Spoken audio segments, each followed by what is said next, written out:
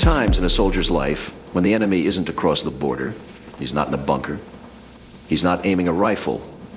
No, sometimes the enemy's wearing a suit. Sometimes he's sitting behind a desk in Washington, pen in hand, signing off on the kind of betrayal that could unravel a nation. Today, I'm not here to debrief a mission in the jungle.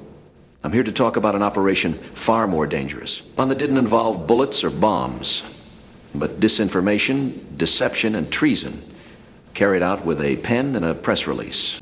The Director of National Intelligence just released a report.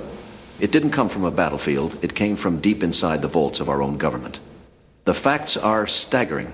A sitting president, Barack Obama, alongside senior intelligence officials, orchestrated a campaign to sabotage the president-elect of the United States. This wasn't speculation. This wasn't political theater. This was an intelligence assessment deliberately engineered to deceive the American people and ignite chaos. They wanted us to believe Russia handed Donald Trump the White House. They fed the lie. Then they fed it to the media. Then they fed it to the world. And they called it patriotism. When the first reports didn't match the narrative, President Obama ordered a second assessment. He handpicked his CIA director, John Brennan, to craft it. 5 analysts siloed off, working independently, unaware of each other. Only one had clearance to draft the final report. That's not how real intel works. That's not tradecraft. That's called compartmentalized manipulation. No cross-checking, no agency consensus. Just a rush job, timed perfectly to drop before Trump was sworn in. This wasn't analysis, it was fabrication. There were 4 key points repeated in every briefing, every article, every talking head segment. 1, that Vladimir Putin wanted Trump to win. 2, that he took action to help him. 3, that Trump was compromised through blackmail. 4, that Trump's campaign colluded with Russia. Not one of these had verified intelligence behind it. Not one. Even senior CIA officers refused to include them. They were overruled by Brennan and by Comey, and above them, Obama. These weren't just bad calls. They were strategic fabrications. Intel was cherry-picked. Sources misquoted, contradictory evidence buried, and in some cases they even cited anonymous internet posts as supporting intel. The CIA has standards, or it did. Their own rank and file admitted this report violated everything they were trained to uphold. You don't base national security on gossip. You don't brief a president with half-baked rumors because they fit your bias. You don't sabotage a commander-in-chief because you don't like the outcome of an election. But that's what they did. Brennan and Clapper pushed it. Comey legitimized it, Obama authorized it, and the media amplified it. And just like that, a psyop was born on American soil. 60% of Democrats believe Russia hacked our voting machines. Let that sink in. There was never any evidence of that.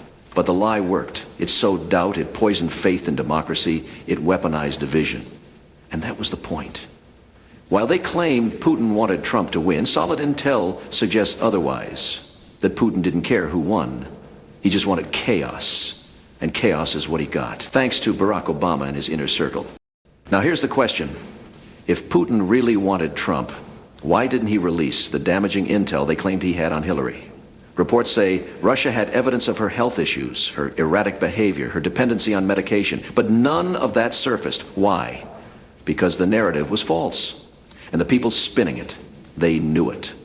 Obama, Brennan, and Comey mischaracterized raw intel. They used unreliable sources. And worst of all, they buried facts that countered their agenda. That's not leadership. That's psychological warfare against your own people. Even 2 years after Trump took office, Obama was still pushing the lie, still defending the hoax he helped manufacture. Some say it's too late for justice, that a former president can't be held accountable. I disagree. Justice isn't about revenge. It's about accountability. And the men behind this operation deserve both the scrutiny of history and the full weight of the law. Trey Gowdy has already said it.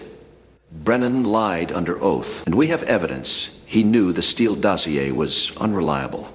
When the truth becomes a casualty of politics, freedom becomes the next to fall. I've served in real wars. I've seen men die for their country. What I see here is a slow death of trust, one authorized by the very people sworn to protect it. This isn't just about Trump. It's not about party lines. It's about what kind of country we leave behind. If we let this stand, If we normalize corruption at the highest level, then we're no longer a republic. We're just a battlefield waiting to happen. Stay vigilant. Speak the truth. Hold the line. This is Digital Richard Kren, also known as Colonel Sam Trautman from the Rambo films.